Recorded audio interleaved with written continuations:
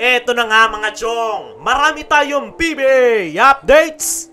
NLEX head coach Frankie Lim may sinabi patungkol sa Barangay Ginebra. Barangay Ginebra pa nga rin ba ang title contender ngayong conference?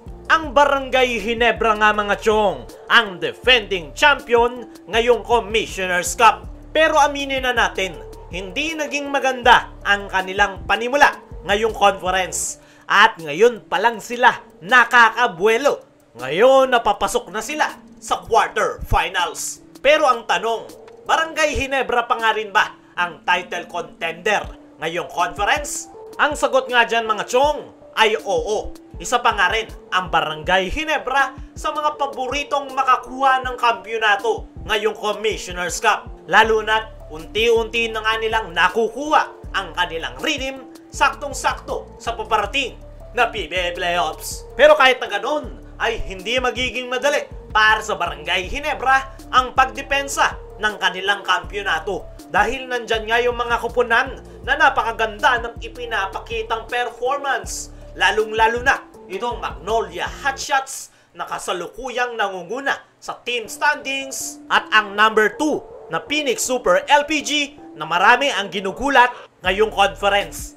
Pero kahit na ganun ay naniniwala ko mga chong na malaki pa rin ang chance ng Ginebra na madepensahan ang kanilang kampyonato. Alam naman natin ang laro ng kupunan ni Coach Tim Cone. Hindi nga sila masyadong tumotodo ng laro kapag elimination round. Dahil ayaw nga ni Coach Tim na na-expose agad ang kanilang weapon. Pero pag pumapasok nga sila ng PBA playoffs, ay doon na lumalabas ang kanilang tunay na laro at kanilang mga pinaghandaan. At yan nga ang isa sa sikreto ni Coach Tim Cone dahil maraming kupunan ang nag-e-expect na hindi maganda ang performance ng Ginebra. Pero yun ang akala nila dahil sa tactics ni Coach Tim at successful nga yan nitong mga nakalipas na conference dahil ilang kampyonato ang nakuha ng Barangay Ginebra. At kung titignan naman natin ang kasalukuyang lineup ng kupunan ni Coach Tim Cone ay napakadami nga nilang talented players na po pwedeng maasahan. Kita nyo naman sa kanilang huling laro kontra Northport Batampier ay balanseng-balanse ang opensa ng kanilang kupunan. Pasilip pa lang yan ng Barangay Ginebra sa paparating na PBA playoffs at expected na mas magiging maganda pa ang ipapakita nilang performance pagpasok ng quarterfinals dahil unti-unti nang nagbe-blend in ang kanilang mga players. Gaya na lang nitong sila Maverick Ahamnisi at kanilang import na si Tony Bishop. Ayon nga mismo kay Coach Tim Cone ay nabanggit nga nito na ang elimination round ang kanilang preparation time para sa paparating na PBA playoffs. Kaya hindi nga ito nababahala sa kanilang team standings dahil ang tunay nga daw na laro ay pagpasok pa ng quarterfinals. At yan nga yung pinaka naging main focus ng Barangay Ginebra buong elimination round na paghandaan ang PBA playoffs. Kaya naman masasabi nating isa pa rin ang Barangay Ginebra sa title contender at makikita nga natin ang tunay na laro ng Barangay Ginebra once na magsimula na ang quarter finals. Dumako naman tayo dito sa kabilang balita.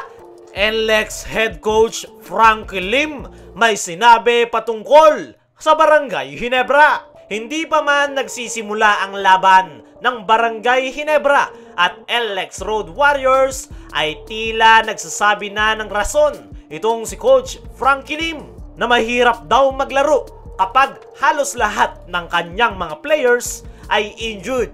Malaki nga daw ang chance na hindi pa makakapaglaro ang kanyang big man na si Ganuelas Roser dahil pinagpapahinga pa daw ng doktor. Wala rin daw si Nieto at ang kanyang guard na si Kevin Alas. Nadagdag rin daw sa kanilang injured players si Robbie Herndon matapos pass sprain sa kanilang huling laro. Kaya naman, hindi nga raw magiging madali ang kanilang huling laro kontra Barangay Ginebra dahil kulang-kulang daw ang kanyang mga players dahil sa mga injury. At hindi nga raw basta-basta ang Barangay Ginebra na defending champion ngayong conference.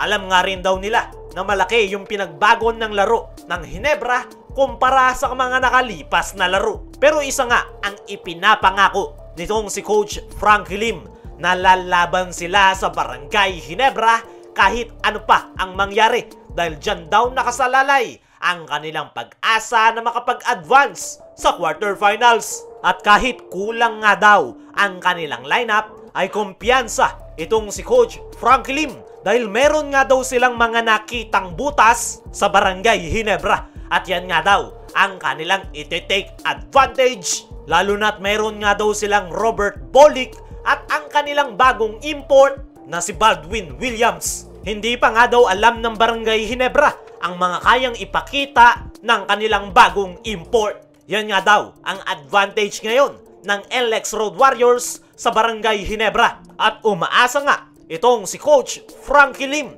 na makukuha nila ang panalo.